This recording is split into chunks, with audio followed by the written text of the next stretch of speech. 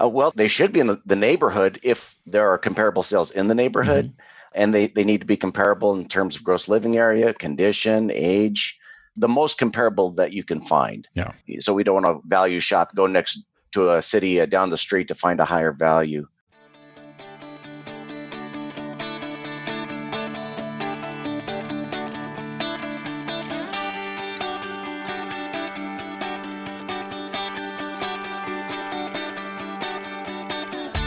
Originating from deep inside the Rocky Mountains, transported through the power of the internet, and arriving inside your tiny earbuds.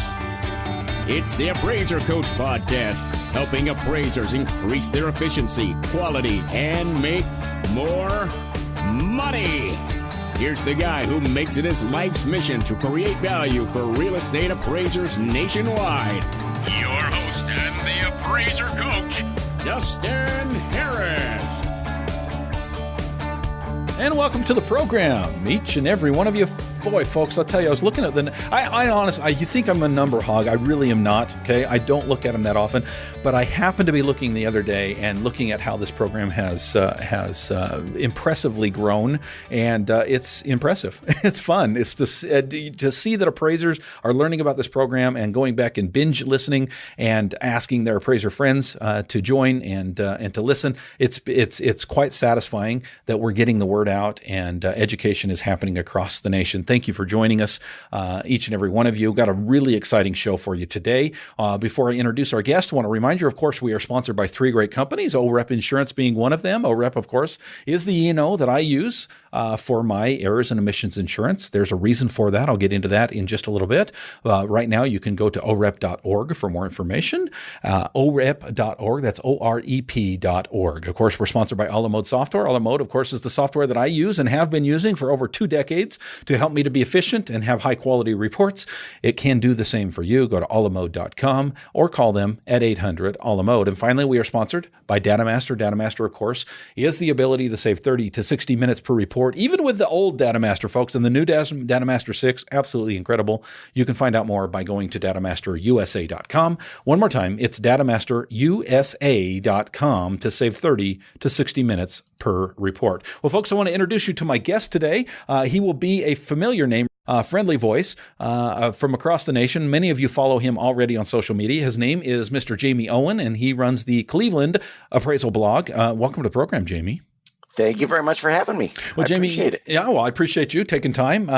We were talking a little bit off the air and the fact that we've never actually met face to face, and we're going to call this face to face because even though listeners can't see this, we're on video. I can see you, you can see me, and it's good to finally get with you. I was telling you just before we started the program here that I feel like you're an old friend of mine simply because I think I've been following your blog for, I know it's been at least 3 years. How long has the Cleveland Appraisal blog been going? Actually, believe it or not, just about maybe 1.5 years. Oh, okay. Well, I lied then. I've been following it. It seems like 3 years, but probably from the very beginning then, because I don't remember when I haven't been reading the which is strange though. Let's talk about that. For example, I mean, you grew up in Denver, right? You moved to Cleveland in 1996. You're a state certified residential appraiser in Northeast Ohio. You've been appraising since 1998, which is about as long. I've been appraising just a couple of years longer than you have, not very many. And yet, why do I follow the Cleveland Appraisal blog? That doesn't make any sense, does it? Well, that's because I moved to Cleveland in 96, and I met my wife. She was born and raised in Conneaut, Ohio. So I lived in Denver. She lived in Cleveland, and I thought it was a great place to live. So I moved out here. And so Cleveland Appraisal blog is just because that's the area I cover the most. Okay. So. Okay. But you have followers across the nation, right? I mean, I'm one of them. I guess I've been to Cleveland once, but I don't really have an interest in the Cleveland market, yet I follow your blog. Why is that? I think people like what I say, hopefully. Yeah. I don't think I'm the best blogger out there, but I appreciate them following along. And hopefully I entertain a little bit and give them something practical for their businesses. I love that, and I would highly recommend that any appraiser. Most of my listeners, Jamie, as you probably know, are appraisers, and I know that you write not necessarily to appraisers, but about appraisal, about value, about the market, about the valuation process. I would highly recommend that any appraiser follow you. In fact, I on a regular basis, and I hope you don't mind this, and we can edit this out if we need to, Jamie. But I have to admit, sometimes with my mastermind group, as I talk about the importance of having a blog, and some of them get a little bit overwhelmed, and they say, well, what would I write about and what would I do? And I say, well, listen, look to people like Jamie and some of the handful of others that are keeping an active blog, and don't plagiarize their stuff. But I'll tell you, if they're writing about a topic, then you can darn well sure bet that the people in your particular market are going to be interested in a very similar. So write something similar, not the same thing. Don't plagiarize, don't copy, but at least take the idea and rewrite it for your own market, right? Yeah, absolutely. And I don't think there's any topics that haven't been covered, but if you can cover it in a way that's a little different, a little different perspective, I think people really like that. Well, I'll tell you, one of the things that brought us together, other than the fact that I do follow you on Facebook, and I of course follow your blog, and I think I read all of them that come out, and hopefully that's not offensive to you, but no. But I do. I really love what you write, and it's interesting to me. And again, ClevelandAppraisalBlog.com is where you go. But you recently put out a blog post. This was back, I just want to say recently, it was back in the end part of 2018. And the title is What Makes an Appraisal Supportable? And I'll tell you, that caught my eye because I get that question a lot as I do personal coaching, as we talk in our mastermind groups and the Appraiser Academy and the All-Star team and everything else. I get a lot of questions from appraisers. We are pushed by our clients, as you know, Jamie, to quote unquote make our appraisal supportable. And some of us, come from this background, and I'll freely admit it, I'm raising my hand now to say, my mentor, love him to pieces. He's my dad, right?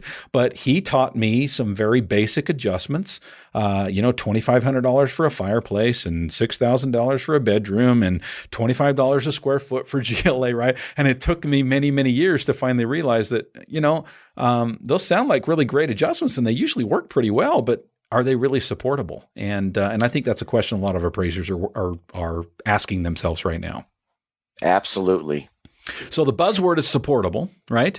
Let's dive into your article. Those who have not read it, by the way, I highly recommend that they go to ClevelandAppraisalBlog.com and look up what makes an appraisal supportable. But those that can't do so now, they're driving down the road, they're taking their comp pictures. Let's get into this a little bit. Generally, how do we support appraisals? I think you just have to make sure that you're following USPAP, our guidelines there, and that we don't make anything up. It's so important that anything we report, we have some kind of support in our work file for, be it the adjustments or our market trends, anything in the appraisal. We really should have support for that in our work file. So I'm going to use huge. I'm going to use the number 98. Okay, I want you to put that in your mind here for a second. Okay, and I'm going to circle back to it a little bit. I am I don't know if I'd call it friends, but at least associates with several people who have been on the state boards or who I have assisted individuals in the process of going through the state board. And I'll tell you the number that comes up. What was the number I told you to remember, Jamie? 98. 98. Okay. So often I hear this 98. Okay. They will say 98% of appraisers. Now, whether this is a true, accurate count, I don't know. Okay. It's probably off the top of their head, but let's just say it's a large majority, right? People who have been on the state board or who have assisted individuals who have been put before their state board say this: 98% of appraisers who stand before their state board and they're asked to support their adjustments basically have no support at all. Do you believe that? I believe it. Yeah. Yeah. So when you say we've got to have some support, I would say that puts us in the top 2%, right? Yeah. So how do we do it? I've heard this term. Proving adjustments. Do you think we can prove adjustments? I don't really like that term. I like support better because just personally, when I think of that word prove or prove, it makes it sound like that is locked in. It's one number and that's it. Sometimes an adjustment, it's usually a range. Yeah. And so we have to have some support. And it's funny, if you look at the USPAP, I don't think you'll find the word prove in USPAP. Yep. But if you type in the word support, Yep. it's in there about 360 times. Okay. All right. So I agree. I agree completely. I think this, and I love this, the topic of your blog, what makes an appraisal supportable, not necessarily provable, but supportable. I love that. And you're right. I want to circle back to what you said, because, when I use the term regression analysis, and I know you're familiar with that term and probably familiar with the process, I find that a lot of appraisers, though they know what a regression means, I don't know how many have done it, number one, and those that have done it, I don't know that they've done it to a satisfactory level, in the sense that they could turn around and explain it to someone else as to how it actually works, right? Regression is something that I do on a pretty regular basis. I would not say I'm an expert on it, but one of the things that I find very, very often, and you pointed it out, is that almost never do I come up with a number and that I couldn't tweak a little bit here and there. In other words, Yes. As you talked about, it's usually a range. It's usually, anywhere between $43 and $48 a square foot is probably where you need to be for GLA. Anywhere between $4,000 and $8,000 for a bedroom or a bathroom count. In other words, there is always this ambiguity, if you will, but yet it's narrowed down. Meaning, if you're using $2,000 for a bedroom count, okay, for differences between subject and comps, yet your regression, if you will, your support, as we're talking today, shows $4,000 to $8,000. Well, you're kind of in trouble at that point. And a lot of appraisers don't even know they're in trouble because they haven't even done the work. Right. Yeah. Exactly. Yeah. And that's the scary part is, and then they get up in front of a state board and they're asked to support their adjustments, and they don't know what to do at that point. Right. I've been in some classes where the instructor asked for a show of hands of how many people use regression or some type of method for supporting their adjustments. And it's scary how few hands go. Well, and that those few hands are lying too, right? I'm kidding. I'm kidding. But nobody wants to be that guy with their hands down. But I think and I'll freely admit, for years and years and years, I did that very thing. And thankfully, I'm in a better position now, simply because I found the need for it. It's one thing to have the underwriters come back and say, "Hey, where did you get this adjustment?" And let's just be honest, it's just you and I speaking, and maybe a couple thousand appraisers listening in. But it's one thing to make those adjustments. It's another thing to try to BS your way around, for lack of a better term, why you made the adjustments. It's a whole other thing when you can come back and actually point to your work file and say, this is where it came from. Yeah, absolutely. And that's happened. It doesn't happen that often, but I have had a few times where the lender asked for some support for my adjustments.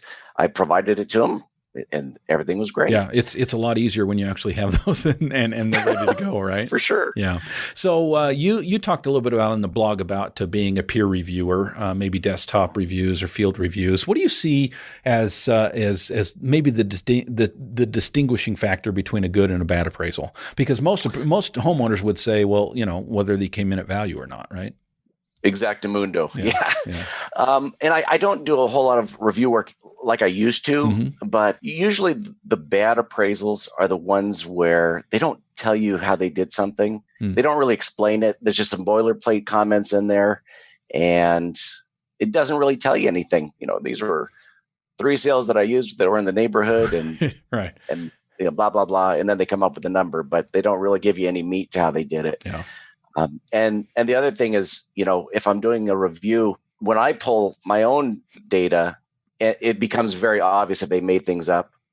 And sometimes I see that, especially with market trends, everything's stable. It might be increasing or declining, or maybe it is stable, but right.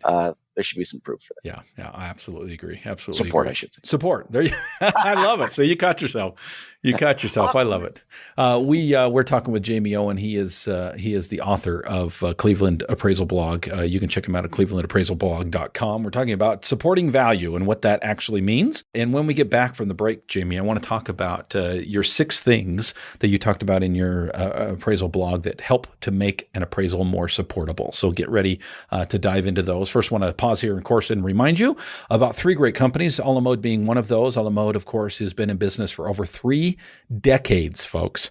I asked my son the other day if he knew what a decade was, and he goes, "Of course, Dad, it's 100 years." Well, it's not quite that much. We're still teaching him. He's only 11 after all, but Alamode has been in business a very long time, and that's the point. They have been there supporting appraisers for many, many years. I've been using them for over 2 decades. That's 20 years, by the way, for those of you who are following along at home. Has allowed me to be able to be efficient and be effective at what I do. It can help you as well. Go to alamode.com to check them out, or you can call them, of course. Pick up the phone. You'll talk to a real person, believe it or not, when you call 800-ALAMODE. We are sponsored by DataMaster. DataMaster is another company that allows me to save time, to save energy, and to have a higher quality report. How does it do all of that? Well, folks, it downloads information that you would normally have to key in yourself. That means higher quality reports. You don't have to worry about error on the human side. You don't have to worry about fat fingering and maybe transposing data. Everything that's in your MLS, your tax records that would go in those fields in your report, goes right in directly. Yes, you do need to accurately verify and make sure that everything is accurate on those data sources, but the data that goes into your report will be exactly like you try to import it. Plus, it will save you time or save the time of somebody that you might have to hire to do that for you. DataMaster is absolutely incredible, and DataMaster 6 will blow your socks off. Check them out. Go to datamasterusa.com. One more time, it's datamasterusa.com. Finally, we are sponsored by OREP Insurance. As you know, about three and a half years ago, I switched over to OREP. Have not looked back. They have been a wonderful company to work with. Every single time I need to renew, which by the way is coming up in just a couple of weeks, I jump on the horn. I let them know it's time to renew. They let me know it's time to renew, vice versa. And it's a very, very simple process. Last time I did it, I think it took me 3 minutes. I know it wasn't 5, about 3 minutes to fill out their application. They went shopped around. They got me the best deal out there, which was always a great deal. I can't beat them. You can't either. Go to OREP Insurance. It's orep.org, OREP.org.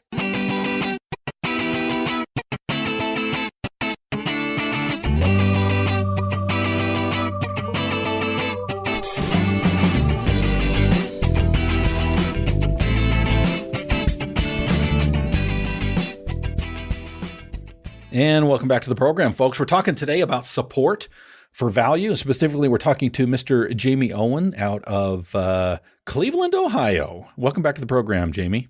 Thank you. Tell me a little bit about Cleveland. That's quite a city. Yeah, Cleveland is very cool. I love the lake. We're right along Lake Erie, Yep. So it's such a big lake, kind of feels like an ocean, at least to me, coming from Denver.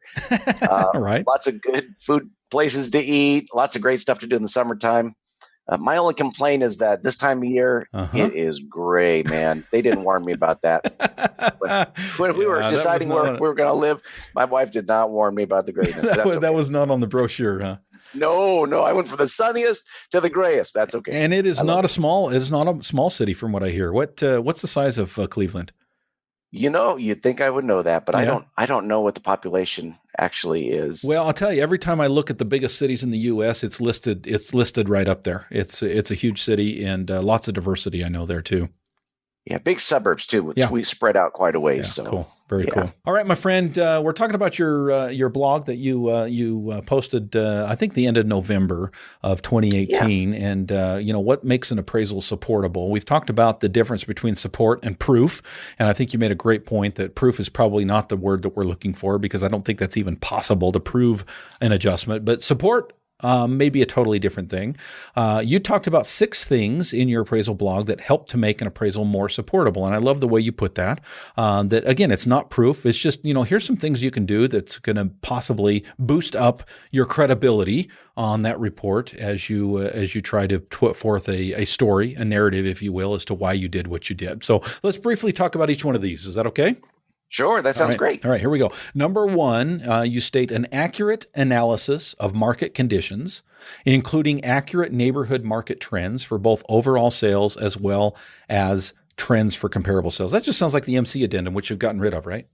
Well, it's much more than that. I mean, we have to know what's going on in the neighborhood, the market area, and that doesn't always match up with what the trends are doing for comparable sales. Yep, exactly. So, sometimes a neighborhood trend might be appreciating or depreciating by a certain amount, but comparable sales might be a totally different trend. So you have to know the differences between the two. Sometimes they're the same, but you have to do the research. Yep. I love this. I love this. And, I think sometimes, and I speak from experience here, I'll just throw myself out on the altar, Jamie. There's been times in the past, it's always in the past, right? It's not happened currently. And it's always the long past, way past the statute of limitations, totally gone. But there's times I think that as appraisers, we sometimes miss the idea of really analyzing the market trends. And I know there's been I used the MC addendum as an example and almost, wink and a nod because, hey, that's gone now, right? Fannie Mae doesn't require it anymore. VA recently got rid of it. I assume FHA is on the horizon as well.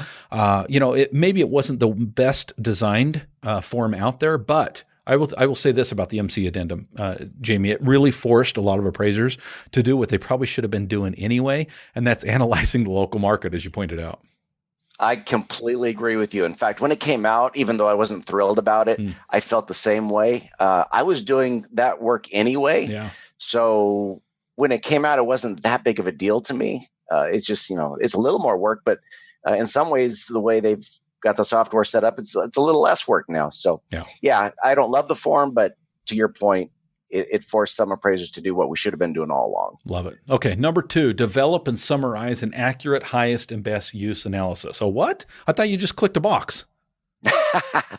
No, you've got to pull the zoning. You've got to look at the ordinances. And I'm not a highest and best use expert, but you don't have to be a genius to be able to pull the zoning, see if it's conforming, non-conforming, or is it commercial zoning. And a lot of times when I would do a review, I would see an appraiser use a county usage code instead of the zoning, or they would put R1 for zoning, but then when you pull up the zoning map, that's not even a choice on the map. Right. So yeah, you have to do a highest and best use. Yeah, sure. Well, it says R1 and why change it, right? Okay, number 3, and I think this actually has to do with highest and best use, and it's Tim Anderson. I'm going to give a hat tip to Tim Anderson on this. He retaught me or reminded me recently that comparable sales have to also have the same highest and best use, or they're not truly comparable. And that's your number 3 is selecting truly comparable sales. What does that mean? Well, they should be in the neighborhood if there are comparable sales in the neighborhood. And they need to be comparable in terms of gross living area, condition, age, the most comparable that you can find. Yeah. So we don't want to value shop, go next to a city down the street to find a higher value. Absolutely. So that's what I mean by most comparable. I love it. One of the questions I just got asked last week in an inspection, or I'm trying to be more careful about that, in an appraisal observation, I was asked the question. I get to ask this a lot. That happened to be a real estate agent that met me at the property, and the question was, how far out can you go for comps, right? And I always like to maybe change that question a little bit with them and say, well, how far can I go? I can go to Mexico if I have to, right? I mean, but sure. but how far should I go? Well, the answer to that, like with all appraisal questions, is it depends, right? And the bottom line is we should start in the neighborhood. We should start, in fact, when I'm training trainees, when I'm helping them to understand what comp selection is all about, I always say, hey, listen, start with the subdivision.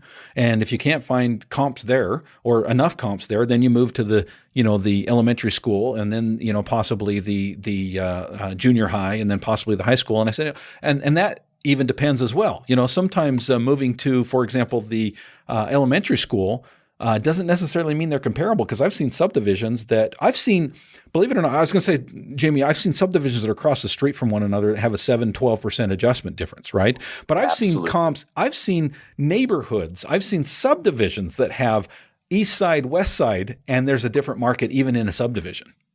Definitely. So even being within a mile doesn't guarantee it's the right location. Exactly. And sometimes educating people on that, when they say how far can you go for comps, what they're thinking is, I know a comp about 6 miles away that's perfect for this thing, or at least that will help us with the value, right? So how, as an appraiser, going back to appraisal 101, and by the way, there's a lot of trainees that listen to this program, and a lot of wannabe appraisers that want to listen to this program as well. What would you say to somebody who maybe has not been in the gig as long as you and I have? What is it about a comparable that makes it comparable? It really should appeal to the same buyer. So if the subject property was to be put up on the market, somebody that would be interested in the subject property would also want to be interested in these other sales. So it would appeal to the same kind of buyer. Love it. So And yeah, I think you've explained very well why you can see a 7 or 12% adjustment just across the road, because let's face it, just that subdivision name sometimes comes with a prestige, and you can't really see any other reason other than people want to be in that particular subdivision versus the one across the street that they may not want so much. Yeah, absolutely. Yeah. And knowing your market is gonna help you to understand those differences. Okay. Number 4, deriving supportable adjustments in a credible manner. Okay, so we're talking about what isn't this kind of circular reasoning, Jamie? I mean, what makes an appraisal supportable? And number 4 is deriving supportable adjustments. Well, kind of. In a credible manner. Let's talk about what you mean by that. Well, the data has to come from your market, wherever it's at, the data for your adjustments. And it has to be something that you can replicate using that same data in the future, or that a reviewer can replicate. And it has to be a method that is recognized and by your peers. So regression analysis, paired sales, although what's that is a little more difficult. Yeah, exactly. There's no perfect paired sales normally. Sure. Depreciated cost new, Yep. Income capitalization rate. There's so many things. Market, we can interview the market. There's a lot of different things that we can do, but we have to go through the steps of doing that in a credible way. Yeah. What was that number I gave you? 98%, right? Yeah, exactly. 98%. Okay. Hopefully, don't be the 98%. Be the 2%. Okay. And finally, let's see. You said 6. I've got 5 written down here. I think I might have missed one, so you're going to have to help me with this. Good, a comprehensive reconciliation. Okay, so we have to got that as number 5. So, what is a complete and comprehensive reconciliation? We just have to clearly explain all of the different methods the approaches to value that we completed, how they relate to one another, which one we gave more weight to, more support to. And that's not really rocket science. Just it doesn't have to be a long commentary, but just explaining what we did. Mm-hmm, exactly. No, I think this is one of the most underrated yet important processes that we as appraisers sometimes, not that we don't go through it, but I wonder if we give enough emphasis, give enough time, give enough support to, if you will. And maybe I shouldn't use that word support, because that's really is about support, but really the time and the emphasis in the process is, once you've gone through this process of the 3 approaches to value, but actually going through the process of reconciliation and what does it mean in the end? In other words, for example, Jamie, I remember about 6 months ago, I actually gave more credit to the cost approach than I did to the sales comparison approach. Now, there's a long story behind that, and most appraisers are going, "What? You can't do that." Well, in this case, it was probably the best case scenario, right? And how many of us really step back to say, okay, let's reconcile these 3 approaches, and even reconcile the one approach, the sales comparison approach? Do we really take the time to understand what that is? Yeah, that's an excellent point. And I'm guilty of it too, of not really putting enough information into the reconciliation and really thinking it through like I should. So I mean, I've been guilty of that in the past as well, but I'm working on doing better with that particular aspect. Tell the story is what I tell my trainees on a regular basis. They hear this too often from me. Tell the story. I understand what you did because I trained you, right? They don't. Tell the story. Explain what you did and why you did it. Yeah, like Larry Disney says. Yep, exactly. What you did and why you did it. Yeah, exactly. So I found number 6. It is maintain a work file that contains all of the information necessary to reproduce the original appraisal report. What does that mean? Yes. You just have to have everything in that work file so that you could recreate that or reproduce that appraisal report. Why? You have to have all of the information you need to I already do did that. it once. I don't want to simple. do it again. Well, you never know. Well, hopefully you have a true copy of the appraisal in there to begin with. You should have that anyway. There you go. But it's good to have all the other information in there.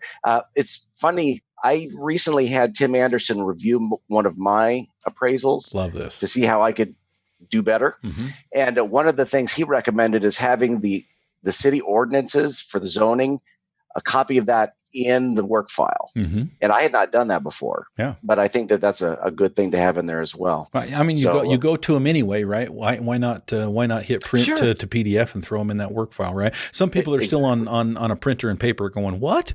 Do you know how big that book is, right? But for those who went digital many years ago, this is not a big problem. No, I love being digital. It's Absolutely. awesome. Absolutely. By the way, Jamie, you brought up something really important, kind of as a side note. I love the fact that that Tim will do that as a service, not a free service, of course. He charges for his time, but I'll tell you, folks, if you want to beef up your appraisal reports and you want to find out, here's a guy who, on a regular basis, helps appraisers stand before their state boards. So this guy is an insider, if you will, on what appraisal boards go after and what they're looking for. And yes, it takes some being vulnerable. You've got to be willing to say, okay, Tim, with a shaky hand, you're holding it out and saying, okay, look at my report, I guess, and cut me to pieces. I'll tell you, that can be absolutely invaluable to you long term if you take some of his suggestions. So I'm glad you pointed that out. Yeah, he offers some amazing suggestions to me, and he's such a super nice guy. Oh yeah, I mean, it's a wonderful thing to go through, even though it's terrifying at first. Absolutely. But he's such a nice guy, and it's well worth the money. And to your face, he talks very nicely, by the way. What? No, he really truly is a nice guy, both to your face and behind your back. At least that's what I've been told. For sure. Jamie, how do people get a hold of you, my friend? You can find my two websites. One is aspenappraisalservices.net, or, of course, the clevelandappraisalblog.com. I love it, my friend. Thank you for joining us today. Again, it's clevelandappraisalblog.com. You should follow it, folks. Great ideas and great insights and well-written blog. I appreciate you being on today. No problem. Thank you so much for having me, Dustin. I really appreciate it. Thank you, Jamie. That was Jamie Owen from Cleveland. Of course, the Cleveland Appraisal blog. He mentioned Tim Anderson. I will do a quick shout out to Tim as far as his contact information goes. Tim really is kind of retired when it comes to appraisals, but he does a couple things for appraisers. He currently is helping appraisers if you find yourself in trouble with a state board and you need an advocate, if you will, and he truly is an advocate. He helps you get through that process without too much damage. Hopefully, unless you've done something really bad, and then he can only help you so much. But he's a great resource. He also helps appraisers to not get in trouble at all by helping them, as Jamie talked about, helping them to put together a proper report and a proper work file. And he will do that by looking at what you've got and making suggestions. You can reach Tim via email. It's tim@theappraisersadvocate.com. tim@theappraisersadvocate.com. Or if you're old-fashioned and want to call him, he will answer the phone. This is his cell phone, and he's allowed me to give it out. It's 561-635-5265. Again, want to thank my guest, Mr. Jamie Owens, and each and every one of you, thank you for listening, and we will catch you next time. You've been listening to the Appraiser Coach podcast with Dustin Harris. If you like what you hear, please give us a 5-star rating and post a short review on iTunes. For more in-depth insider information on how you can make more money as a real estate appraiser, visit theappraisercoach.com and sign up for the All-Star team today. Thanks for joining us. And now, get out there and create some value.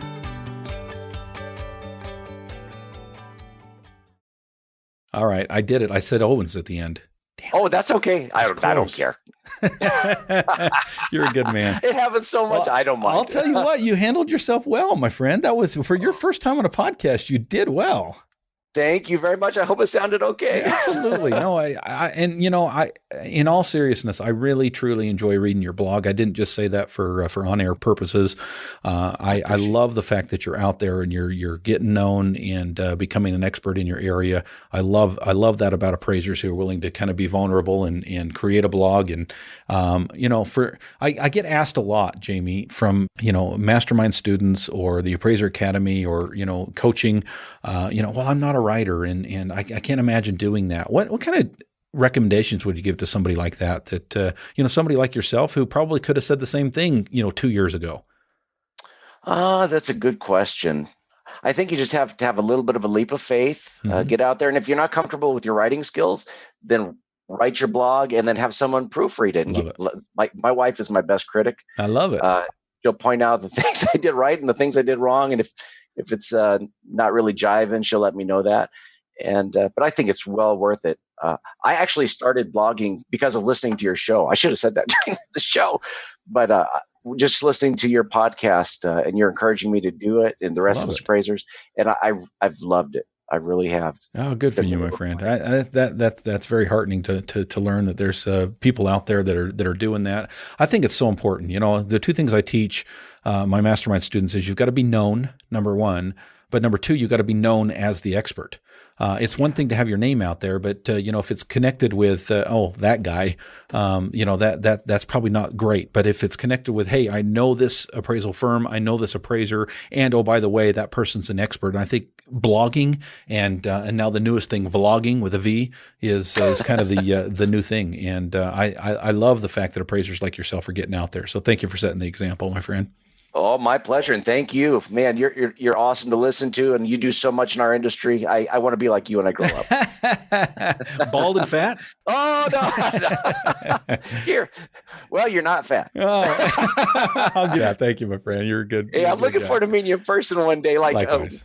In real life. There you go. There you go. Can't wait to shake your hand. Well, thank you again. We'll send out a copy of this before we make it live. It won't run for probably, I don't know, 6, 7, 8 weeks. But probably in about 2 to 3 weeks, we'll have a final cut for you to listen through. And if there's anything you want to edit it out, we can do so before we send it out. Well, that sounds wonderful. Thank you for the honor. It's been a blast. Oh, likewise. Let's do it again. Seriously. That sounds awesome. Okay. All right, Jamie. Thank you so much. You're welcome. Have a good night. You too. Bye-bye. Thanks. Bye-bye.